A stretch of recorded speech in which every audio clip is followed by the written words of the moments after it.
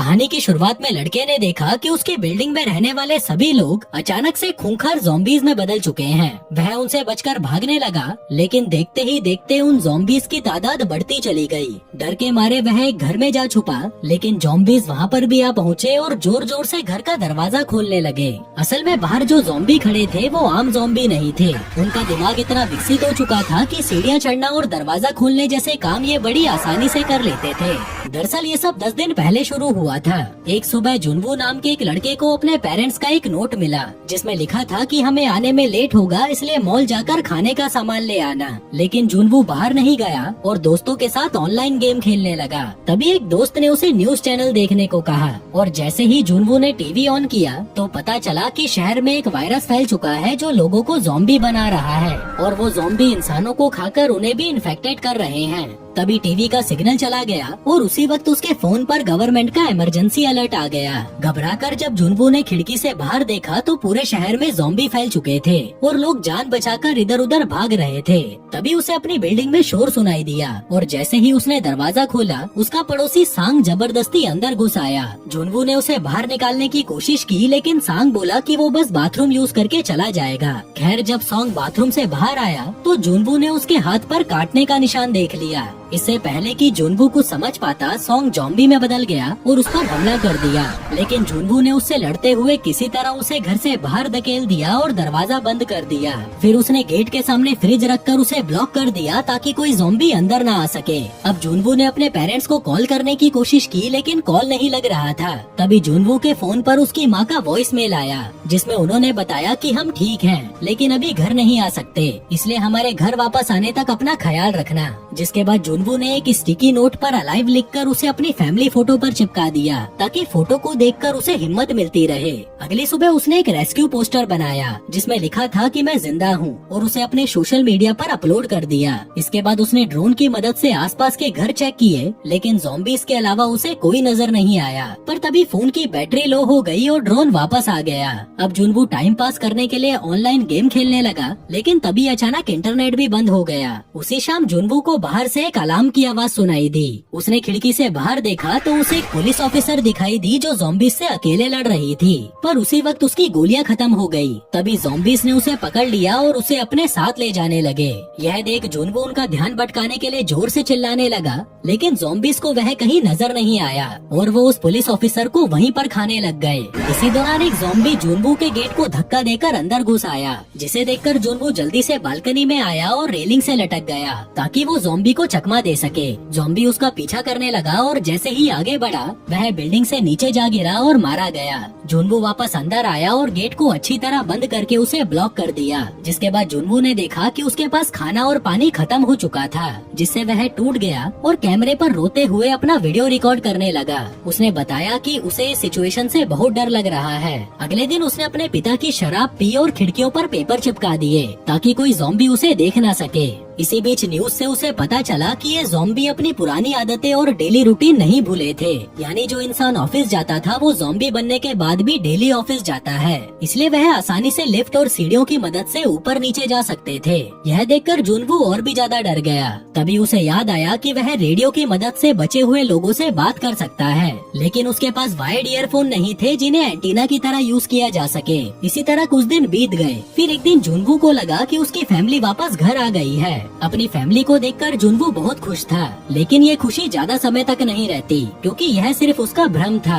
तभी उसने नोटिस किया कि उसके फोन में नेटवर्क आ गया है, जिसके साथ उसकी फैमिली का एक वॉइस मेल आता है जिसमें साफ सुनाई दे रहा था कि ज़ॉम्बी ने उसकी फैमिली पर हमला कर दिया है। यहाँ जुनवू को लगा कि ज़ॉम्बीज़ ने उसकी फैमिली को मार दिया, जो सुनते ही वह टूट गया और गुस्से में घर की चीजों को तोड़ने लगा। वह ज़ॉम्बीज़ से बदला लेने का सोचकर घर से बाहर निकला और उन्हें मारने लगा, लेकिन तभी बहुत सारे ज़ॉम्बीज़ उसकी तरफ आने लगे, इसलिए वह उनसे बचते हुए जल्दी से अपने घर वापस आ गया। और इसी तरह 20 दिन बीत गए फिर एक दिन जुनवू को जोरदार ब्लास्ट की आवाज आई। उसने बाहर देखा तो उसे लगा कि गवर्नमेंट ज़ॉम्बीज़ को मारने के लिए पूरे शहर को उड़ा रही है। यह सोचकर उसने अपना आखिरी वीडियो रिकॉर्ड किया, जिसमें उसने सबको अलविदा कहा और खुद को खत्म करने का सोचा। लेकिन तभी उसे अपने घर में एक लेजर लाइट दिखाई दी जो सामने वाली बिल्डिंग से आ रही थी।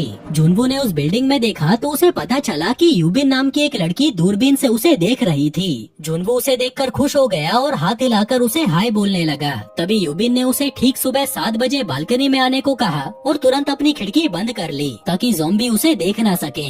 हम देखते हैं कि यूबिन ने अपने मेन गेट पर एक ट्रैप लगा रखा था ताकि ज़ॉम्बी घर के अंदर न आ सके, और जब भी कोई ज़ॉम्बी उसके घर में घुसने की कोशिश करता तो वह ट्रैप में फंसकर बुरी तरह मारा जाता। अगली सुबह यूबिन ने देखा कि जुनवू ने कई दिनों से कुछ नहीं खाया था, इसलिए उसे खाना देने के लिए उसने एक रस्सी में बॉल बांधकर उसे जुनवू तक फेंकने की कोशिश की, लेकिन बदकिस्मती से वो बॉल वहाँ तक नहीं पहुँच पाई। तभी जुनवू ने अपने ड्रोन पर एक रस्सी बांधकर उसे यूबिन के घर तक भेज दिया, जिसको यूबिन ने अपनी बालकनी में बांध दिया और उसकी मदद से जुनवू को एक बॉक्स में खाना और पानी रखकर भेज दिया। इसी दौरान एक ज़ॉम्बी ने वही बॉल देख ली जिसको यूबिन ने फेंका था और उस पर बंधी रस्सी से वो यूबिन के घर में चढ़ने लगा। रस्सी का खिंचाव इतना तेज था कि जिस टेबल से रस्सी को बांध रखा था वो सीधा रेलिंग से जा टकराई और यूबिन नीचे गिरकर बेहोश हो गई। उधर जुनवू ने जब उस ज़ॉम्बी को रस्सी पर चढ़ते हुए देखा तब उसने उसको रोकने के लिए ड्रोन को भेजा और उस ज़ॉम्बी को नीचे गिराने की कोशिश करने लगा। लेकिन इसी बीच कुछ ज़ॉम्बी जुनवू के गेट को खोलने की कोशिश कर रहे थे,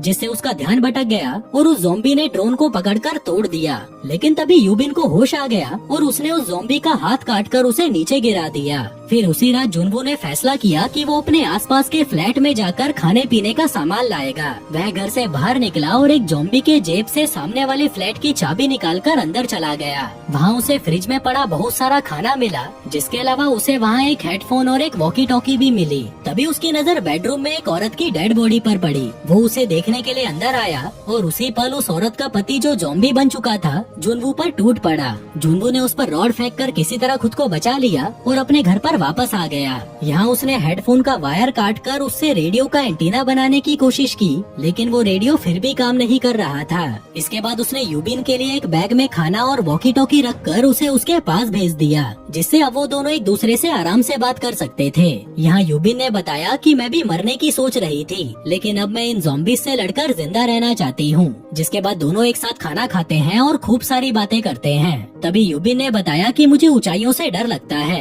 क्योंकि मैं बचपन में सीढ़ी पर चढ़ते समय गिर गई थी। और इसी तरह कुछ दिन और बीत गए। वो दोनों बारिश का पानी जमा करने के लिए बालकनी में कंटेनर रख देते थे ताकि उन्हें पीने के लिए पानी मिल सके। फिर एक दिन जुनवू को बाहर कुछ शोर सुनाई दिया। उन दोनों ने सोचा कि बाहर बारिश आ रही होगी, लेकिन जब वो दोनों बाहर आए तो देखा कि बहुत सारे ज़ॉम्बीज़ उनकी बिल्डिंग में घुस रहे थे। तभी गलती से यूबिन से कुछ चीजें नीचे गिर गई और उस आवाज से सभी ज़ॉम्बीज़ उसकी तरफ बढ़ने लगे। यूबिन को लगा कि अब सब कुछ खत्म हो गया, लेकिन तभी जुनवू ने यूबिन के पास वाले फ्लैट में कॉल कर दिया, जिसकी आवाज से सभी ज़ॉम्बी उस फ्लैट की ओर जाने लगे। अब उन दोनों को समझ आ चुका था कि उनका एक ही जगह पर रुकना खतरनाक है, इसलिए उन्होंने दूसरी जगह पर रहने का फैसला किया। यूबिन ने बताया कि जुनवू की बिल्डिंग के 8वें फ्लोर पर एक फ्लैट है जहाँ पर कोई ज़ॉम्बी नहीं है, इसलिए दोनों ने वही जाने का फैसला किया। इसके बाद यूबिन टेबल और कुछ रस्सियों की मदद से खिड़की से नीचे उतर गई, जिसे देखकर सभी ज़ॉम्बी उसके पीछे भागने लगे। यूबिन उनसे कुल्हाड़ी से लड़ते हुए दूसरी बिल्डिंग की तरफ भागने लगी।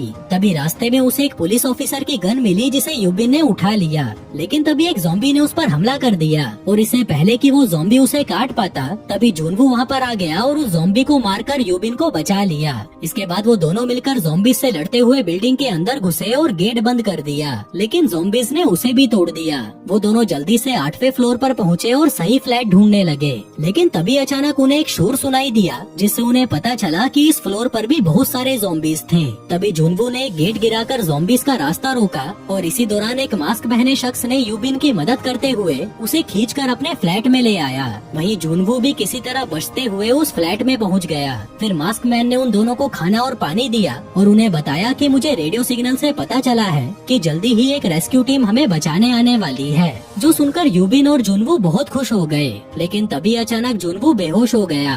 दरअसल उस मास्क मैन ने पानी में बेहोशी की दवा मिला रखी थी। वहीं यूबिन को सिर्फ चक्कर आ रहे थे क्योंकि उसने सिर्फ एक घूंट पानी पिया था। फिर मास्क मैन ने यूबिन का हाथ बांधकर उसे दूसरे रूम में बंद कर दिया, जहाँ पर उसने अपनी ज़ॉम्बी वाइफ को रखा हुआ था ताकि वो यूबिन को खाकर जिंदा रह सके। इधर जुनवू को होश आ गया और उसने गन उठाकर मास्क मैन पर तान दी। उधर यूबिन ने बड़ी ही चालाकी से ज़ॉम्बी वाइफ के मुंह पर कपड़ा बांधकर उसे मास्क मैन की ओर धकेल दिया और वह ज़ॉम्बी वाइफ मास्क मैन पर टूट पड़ी और उसे खाने लगी। लेकिन इससे पहले कि मास्क मैन भी ज़ॉम्बी बनता, यूबिन ने उसे और उसकी वाइफ को शूट करके मार डाला। लेकिन तभी गोलियों की आवाज सुनकर सारे ज़ॉम्बीज़ उनकी तरफ आने लगे, इसलिए वो दोनों बिल्डिंग से निकलने के लिए बाहर भागे। तभी भागते हुए यूबिन ने जुनवू को गन देते हुए कहा कि मैं ज़ॉम्बी नहीं बनना चाहती, प्लीज मुझे शूट करके मार दो। जुनवू ने मना कर दिया, लेकिन यूबिन ने उसे समझाया कि ज़ॉम्बी बनने से बेहतर है इंसान की तरह मरना। जो सुनकर जुनवू रोते हुए उसे शूट करने के लिए तैयार हो ही रहा था कि तभी उन्हें एक हेलीकॉप्टर के आने की आवाज सुनाई दी,